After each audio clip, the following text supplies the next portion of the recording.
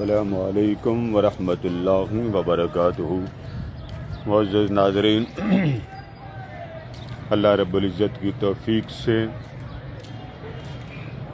آج ماہ رمضان المبارک بدھ ہے، الحمدللہ تعالی شہر اعتکاف منہاج القرآن انٹرنیشنل لاہور کا سلسلہ خیر و برکات جاری و ساری ہے۔ چند باتیں آپ حضرات کے گوش گزار کرنی ہیں، ان کو ذرا غور سے ملاحظہ فرما لیجئے۔ اور ان باتوں میں بہت زیادہ ابہام، غلط فہمی، شکوک و شبہات ڈالے گئے، تو مناسب سمجھا گیا کہ اس بات کی وضاحت بھی کر دی جائے اور آپ کو اس بات کی حقیقت بھی بیان کر دی جائے تاکہ کنفیوژن نہ ہو۔ وہ یہ کہ آج بدھ ہے، پاکستان میں آپ کو معلوم ہے ایک رات پہلے لیلۃ القدر کی رات ہوتی ہے۔ گویا کہ ہمارے ہاں جمعہ اور آگے آ رہا ہے ہفتہ اتوار کی جو درمیانی شب ہے وہ عظیم رات ہے، برکت والی رات ہے، اللہ کے کرم والی رات ہے، اور وہ ہے لیلۃ القدر، جس کے بارے میں رب العالمین کا ارشاد گرامی ہے کہ لیلۃ القدر خیر من الف شہر۔ آج موسم بھی ٹھیک ہے، اللہ کی رحمتوں کا نزول ہے، آپ حضرات ملاحظہ کر رہے ہیں، مطلع صاف ہے اور موسم کی خنکی جاری و ساری ہے۔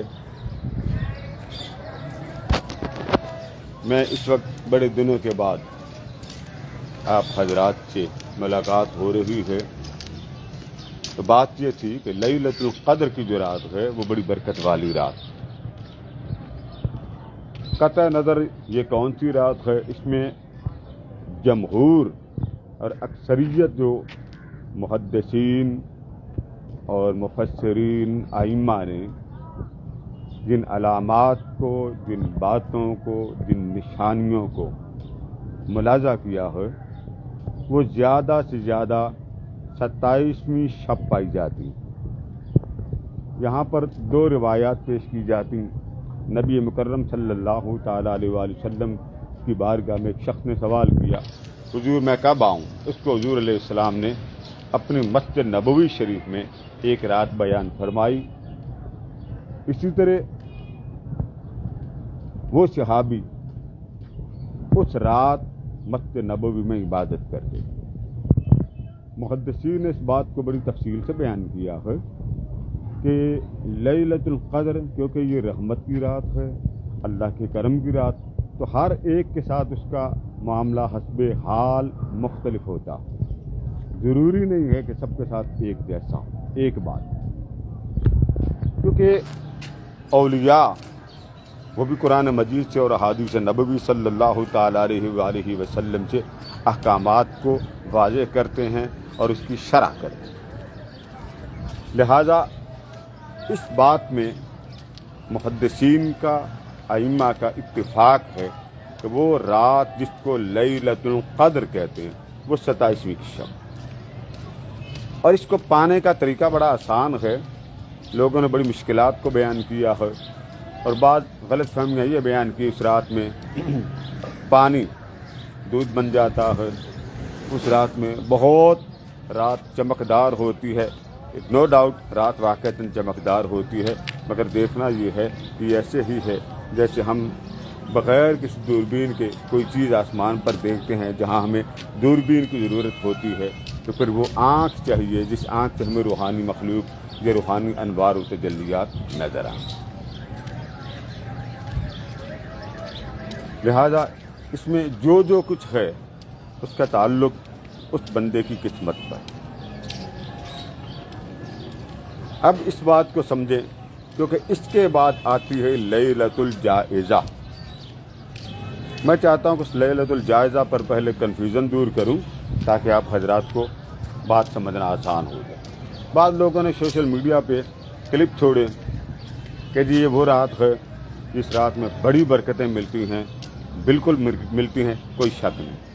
لیکن انہوں نے کیا کیا کہ جی آپ فلاں رنگ کا دھاگا لیں، پیالہ رکھیں، یہ پڑھیں اور پھر آپ کو یہ ملے گا.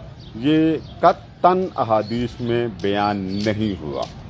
ویسے برکت کے طور پہ کوئی آپ کے گھر میں مریض ہے، بیمار ہے، تو اس کو کوئی روحانی بندہ مشورہ دیتا ہے، کوئی اچھا انسان، صالح انسان، مرشد، شیخ، مربی یا کوئی روحانی طبیب آپ کو مشورہ دیتا ہے، تو وہ اس حد تک بہت اچھی بات ہے کہ کوئی بھی کلام پڑھا جائے تو اس میں برکت ہو. لیکن اس بات کو اخذ کرنا کہ معاذ اللہ اس میں آپ گڑ لے لیں، اس میں آپ کی ساری مشکلات آسان ہو جاتی ہیں. کسی کو خوشخبری دینا، کسی کی تکلیف کو دور کرنے کے بارے میں آقا دو جہاں علیہ السلام نے بہت واضح فرمایا کہ اگر کوئی شخص بیمار ہو، اس کو زندگی کی حیات اور زندگی کی بقا پر خوشخبری دیا کرے کہ آپ ٹھیک ہو جائیں گے. بھلے اس کے احوال ایسے نہ ہوں، آپ کو اس دل جوئی پر اللہ رب العزت اجر دے گا، بھلے آپ اس کو جیسے بھی خوش کر رہے ہیں. اس میں کوئی شک نہیں، اسلام کے اندر بہت کچھ ہے. لیکن اس کے ساتھ جو برکتیں ہیں جو اصل میں روایت میں ہیں وہ اور ہیں، وہ انشاءاللہ آپ کو ایک آدھ دن تک آپ سے شیئر کریں گے کہ اس میں کوئی شک نہیں. اور وہ رات کون سی ہے پہلے یہ ذہن میں رکھ لیں تاکہ آپ پریشان نہ ہو جائیں. لیلۃ الجائزہ، چاند رات ہے. لیلۃ الجائزہ چاند رات ہے، اس کے اندر بڑی برکت ہے. لیلۃ القدر کی رات کے بعد وہ آتی ہے اور اس میں اللہ رب العزت ماہ رمضان مبارک کا وہ سمجھ لیں کہ نچوڑ، اور وہ ہر ایک کے لیے. اس میں کوئی مخصوص عبادت بھی نہیں. کیا فضیلت ہے وہ انشاءاللہ آپ کو آگے بتائیں گے. 10:30 اس وقت لیلۃ القدر اور اس کے بارے میں جو لیلۃ الجائزہ پر کنفیوژن تھی وہ دور کرنی تھی تاکہ آپ حضرات ذہنی طور پہ اس چیز کو دور کر لیں کہ بعض لوگوں نے غلط فہمی پھیلائی کہ جی لیلۃ القدر میں یہ لیلۃ الجائزہ میں آپ داغا لے لیں یا آپ دودھ رکھ لیں. نہیں، کوئی چیز نہیں ہے. ہاں عبادت کریں. اب عبادت کے طریقے ہیں. عام عبادت کے تو طریقے یہ ہیں کہ آپ با جماعت عشاء کی پڑھ لیں، عشاء با جماعت پڑھیں. ایک شخص تھکا ہوا، ہارا ہوا، وہ بھی رات پانا چاہتا ہے. ہم جیسا گیا گزرا وہ بھی چاہتا رات پا لوں. اور رات کیسے پائے گا؟ دو ہی باتیں ہیں، یا تو ساری رات جاگے، ٹھنڈک ہے، ان کی ہے، تھکاوٹ ہے، نیند آ گئی، سو گئے، تو بہت زیادہ ایک ٹینشن ہوتی ہے کہ پتہ نہیں میں رات کی نعمتوں سے محروم نہ ہو گیا. آقا دو جہاں علیہ السلام نے رات پانے کا بہت خوبصورت طریقہ بیان فرمایا، اور وہ یہ کہ اگر کوئی شخص عشاء کی نماز با جماعت ادا کر لے اور صبح کی نماز با جماعت ادا کر لے، اس نے ساری رات ہی عبادت کا اجر پا لیا. یہ چیز عرفاء نے بڑی واضح بیان کی کہ انسان کمزور ہے، ناتواں ہے، اس کو اللہ نے اپنی کتنی کرم نوازیوں میں رکھا کہ اگر وہ ساری رات نہیں جاگ سکا تو وہ تہجد کے وقت اٹھ جائے، عشاء پڑھے، با جماعت پڑھے، پھر نوافل پڑھے، جتنی اس کی ہمت. اب ہمت پر بڑا خوبصورت جملہ کہا جا سکتا ہے کہ آپ کی ہمت جتنی ہے. آپ یہ دیکھیں، مجھے اللہ نے نیک صالح پارٹنر عطا کیا ہے، صالح بیوی عطا کی ہے، صالح بچے عطا کیے ہیں. میرے ماں باپ نے مجھے نیک بنایا ہے. یہ تصور کر کے بندہ کام جاتا ہے، مولا میں تیری کرم نوازیوں کا کہاں شکر ادا کروں. اس پر جتنا شکر ادا کریں کم. اب آ جائیں لیلۃ القدر کی عبادت. ایک تو یہ قدر اور عشاء با جماعت ادا کریں. اب اس رات میں کرنا کیا ہے؟ آپ تلاوت کر لیں، آپ اللہ کا ذکر کریں. اذکار بہت زیادہ ہیں، کوئی کریں. آپ نے تلاوت کر لی، آپ نے ذکر کیے، آپ تھک گئے، آپ سن لیں، تلاوت سنیں، احباب کے ساتھ بیٹھیں، اللہ کے حسن کی بات کریں، حسن مطلق کی بات کریں، اس کی رحمتوں کا تذکرہ کریں، اس کے پیار کا تذکرہ کریں، اس کی نوازشات. یہ بھی اللہ کا ذکر ہے. قرآن پاک میں آپ دیکھیں کہ رب العالمین نے اپنی رحمت کا، مغفرت کا بڑا ذکر کیا. اسے یہ بات پسند ہے کہ لوگ میری رحمت کا تذکرہ کریں. اور رحمت کا تذکرہ آپ دو آدمیوں سے کریں. آپ لائیو اپنی ٹرانسمیشن کو شیئر کریں، سوشل میڈیا پہ ہیں تو آپ رات کو حضور کا ذکر عام کر دیں. دیکھیں کام آپ اللہ کے ذکر کا عام کر رہے ہیں، اجر ڈبل لے رہے ہیں. سنگل اجر یہ تھا کہ آپ نماز پڑھیں، اس میں آپ کو اپنا فائدہ، اور جہاں آپ دوسروں کو اس نیکی میں شامل کرتے ہیں تو آقا دو جہاں علیہ السلام نے فرمایا کہ جو شخص کسی کو راستہ حق کا، ہدایت کا، اللہ کی معرفت کا، اللہ تک جانے کا دکھاتا۔ اب اللہ تک جانے کے راستے دکھانے کے کتنے طریقے ہیں؟ آپ براہ راست فون آتا ہے جی فنگر زخمی ہو گئی ہے، بلڈ نکل رہا ہے، تو آپ نے فوری طور پر اس کو جواب دے دیا کہ فنگر پہ آپ کو زخم ہوا، بلڈ نکل رہا ہے، روزہ نہیں ٹوٹتا۔ آپ کو ڈبل اجر ملا، اس کو سکون مل گیا، اس کو آرام مل گیا، اجر آپ کو مل گیا۔ آپ کو کسی نے علم کی بات پوچھی، آپ نے بتا دی، میرے آقا نے فرمایا وہ بات جو آپ نے علم کی بتائی، جب تک اس بات کی تشہیر ہوتی رہے گی، وہ بات فارورڈ ہوتی چلی جائے گی، لوگوں میں شیئر ہوتی چلی جائے گی، اجر اس ایک شخص کے نام اعمال میں جمع ہوتا چلا جائے گا۔ ہم کتنے گرے ہوئے لوگ ہوتے جا رہے ہیں کہ ہم اللہ کے رسول کی بات دینا وہ بھی برداشت نہیں کرتے، گوارا ہی نہیں کرتے۔ ہمارے پاس موبائل ہیں ماشاءاللہ، آپ کے ہاتھ میں کتنے بڑے بڑے ٹچ موبائل ہیں، لیکن نہیں، لوگوں کی رغبت بہت کم ہے۔ اب آپ خود دیکھیں، آپ کا جو ذخیرہ آخرت ہے وہ خود بہت بڑھتا جا رہا ہے۔ آپ کے روحانی بینک سسٹم میں انویسٹمنٹ ہو رہی ہے، اور آقا دو جہاں علیہ السلام نے یہاں تک فرمایا کہ جو شخص مسند احمد بن حنبل میں میری امتی کی کوئی دنیاوی مشکل، اب لیلۃ القدر پر آپ رہنمائی کرتے وہ تو دینی سمجھی جاتی، میرے آقا نے فرمایا اگر کوئی میرا امتی کسی کی دنیاوی مشکل حل کر لے، اللہ کریم قیامت کے دن اس کی سب سے بڑی مشکل حل کرے گا۔ سب سے بڑی مشکل ہماری کیا ہے؟ روز محشر رب ذوالجلال مسکرا کے فرما جائے جا میرے بندے میں تجھ سے راضی ہو گیا، میں نے تجھے معاف کر دیا، میں تیرے حال پہ راضی ہو گیا۔ یہ بات سوچ کر بندے کی طبیعت میں مستی آ جاتی کہ میرا کریم مجھے فرمائے گا، تو کیوں نہ اس بات کو اپنے اوپر لاگو کریں کہ ہمارے سے کوئی دوست، کوئی بیٹی، کوئی بھائی، کوئی بزرگ رہنمائی لینا چاہتا ہے، راستہ حق کا پوچھنا چاہتا ہے، ہدایت کی بات پوچھنا چاہتا ہے، تو ہمیں کون سی پرابلم ہے جو ہمیں اس کو ہدایت کا راستہ بتانے کے لیے رکاوٹ بن رہی ہے؟ ہمارا علم کس کام کا؟ ہم نے ایجوکیشن حاصل کر لی، کالج میں چلے گئے، بی ایس کر لیا، ایم بی بی ایس کر لیا، ماسٹر کر لیا، بس دین کی بات نہیں جی نہیں، یہ صرف ان کا کام ہے جو داڑھی والے ہیں۔ بیگم رکھنی ہو تو آپ حاضر ہیں، انجینئر بننا ہو تو آپ حاضر ہیں، آپ نے بزنس کرنا ہو تو آپ حاضر ہیں، جاب کرنی ہو تو آپ حاضر ہیں، اور رسول اللہ صلی اللہ علیہ وآلہ وسلم کے دین کی نوکری اور حضور کی غلامی کے لیے آپ کے طبیعت میں ٹھنڈک آ جائے، نہیں یہ کام میں نہیں کرتا۔ سوچئے آپ کو اس رسول نے اپنا امتی بنایا، اپنا غلام بنایا، اور غلام بھی ایسا کہ جس کی نسبت پر نبیوں کو رشک ہوتا تھا۔ انبیاء فرمایا کرتے تھے کہ یا اللہ ہمیں اس رسول کی نسبت والا بنا۔ رب نے، امام اسقلانی فرماتے اللہ نے کسی نبی کو اس وقت تک نبوت عطا نہیں کی جب تک ہر نبی نے اور ہر رسول نے تاجدار کائنات علیہ السلام پر کلمہ پڑھ کر ایمان نہیں لائے۔ دے دیتا نبوت، کیا رکاوٹ تھی؟ لیکن رب ذوالجلال نے کہا نہیں، میرے رسول پر کلمہ پڑھو، ایمان لاؤ، اور ایمان لانے کے بعد پھر تمہیں نبوت کا تاج۔ جن نبیوں کو نبوت کا تاج ایمان لانے کے بعد اور حضور صلی اللہ تعالیٰ علیہ وآلہ وسلم کی ضمانت کے بعد ملا، وہ رسول بھی رشک کریں کہ ہم مصطفیٰ کو امتی بن گئے، اور حضور کا امتی اس بات پر اس کو کوئی پراؤڈ نہ ہو، تو یہ بڑے فکر کی بات ہو۔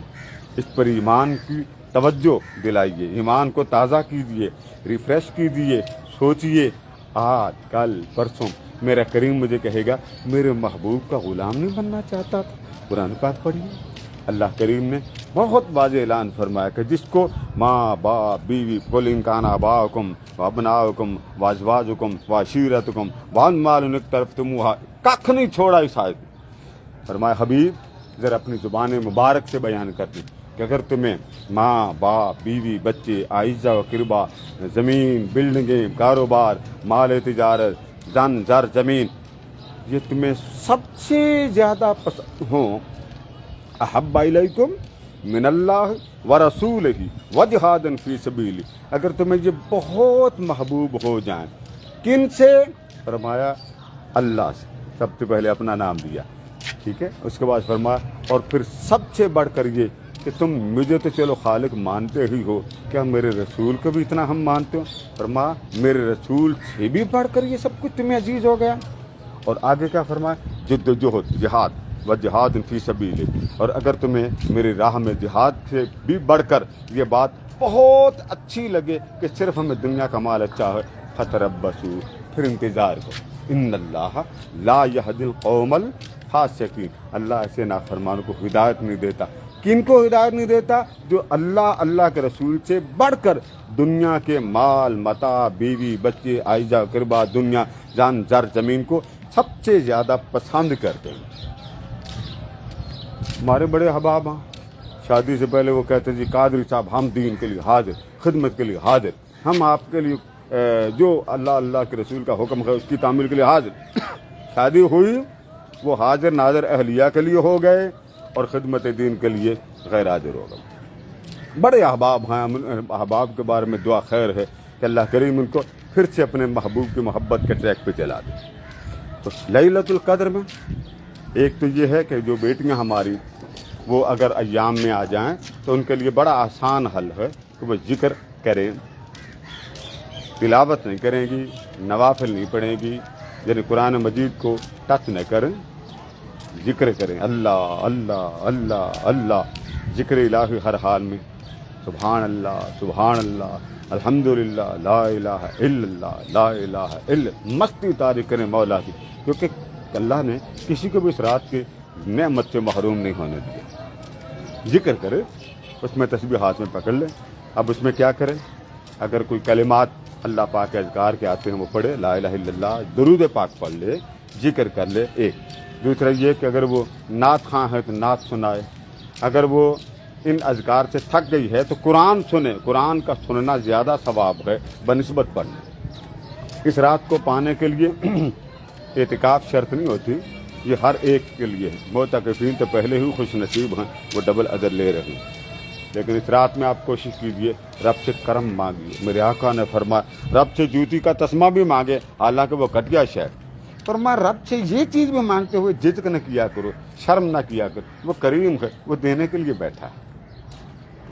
لہٰذا اس رات کو غنیمت جانیے، اور لیلۃ القدر، شب قدر، اپنے زندہ لوگوں کے مال جان اولاد کاروبار مال و متاع نفع اور حیات کی بقا اور ایمان پر سلامتی کی دعا ضرور کیجیے، اور اپنے اہل ایمان کے لیے بہت دعا کیجیے۔ ہمارے آقا دو جہاں علیہ السلام کے غلام دنیا میں پس رہے ہیں، ظلم کی چکی میں پس رہے ہیں، اللہ پاک ظالموں کو، جابروں کو، جنہوں نے حیات کی بقا کو تنگ کر رکھا ہے، اللہ پاک ان کے شر سے ہمیں محفوظ کرے، سب کے لیے دعا کیجیے۔ اس میں دعائیں قبول ہوتی ہیں، اور یاد رکھیں لیلۃ القدر اس رات میں کوئی مخصوص عبادت نہیں ہے، البتہ نوافل ہے، وہ آپ کی مرضی ہے۔ نوافل اللہ کو بڑے پسند۔ کیوں نوافل؟ اس لیے پسند ہیں کہ اگر آپ کے فرائض اللہ نہ کرے رد ہو جائیں، ریجیکٹ ہو جائیں، تو رب ذوالجلال وہ عبادت جو آپ نے اضافی پڑھی، نفل کہتے ہیں جو عبادت آپ اضافی کریں، تو اللہ کریم اس اضافی اور خوش دلی اور رغبت و رضا کے ساتھ پڑھی گئی نوافل کو رب ذوالجلال رد نہیں فرماتا، کیونکہ وہ بندے نے خوشی سے پڑھی۔ ہم نماز پڑھتے ہیں تو لوگوں میں دیکھا ہے کہ وہ طبیعت میں سستی آ جاتی، دھکے سے پڑھ لیتے ہیں، لیکن یہ دھکے سے اس کا پڑھنا، یہ یاد رکھیں معاذ اللہ، یہ رد نہیں ہوتی، یہ کہ دل کی کیفیت ہوتی ہے۔ کئی دفعہ دل چاہتا بھی ٹھہر کے پڑھنا، بھی ٹھہر کے پڑھ، بندے نے ہمت کر کے پڑھ لی، ادر کما لی۔ اور نماز کا پڑھ لینا، ادا کر لینا ہی قبولیت ہے۔ مولا روم فرماتے ہیں کہ جس عمل کو کوئی بندہ ادا کر لیتا ہے وہ ادا ہوتا ہی ہے تب جب رب ذوالجلال کی توفیق ہوتی ہے، تب بندہ قدم اٹھاتا ہے۔ لہذا اس لیلۃ القدر کو غنیمت جانیے، اس کے بعد لیلۃ الجائزہ کی عظمت کو پہچانیے۔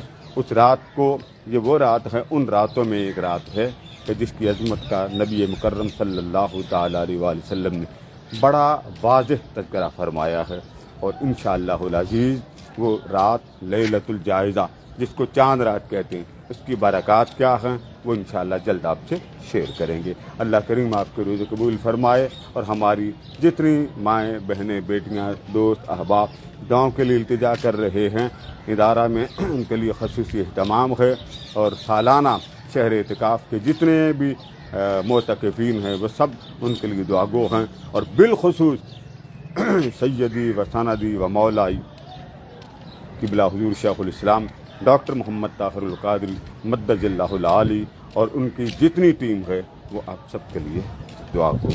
والسلام علیکم ورحمۃ اللہ وبرکاتہ۔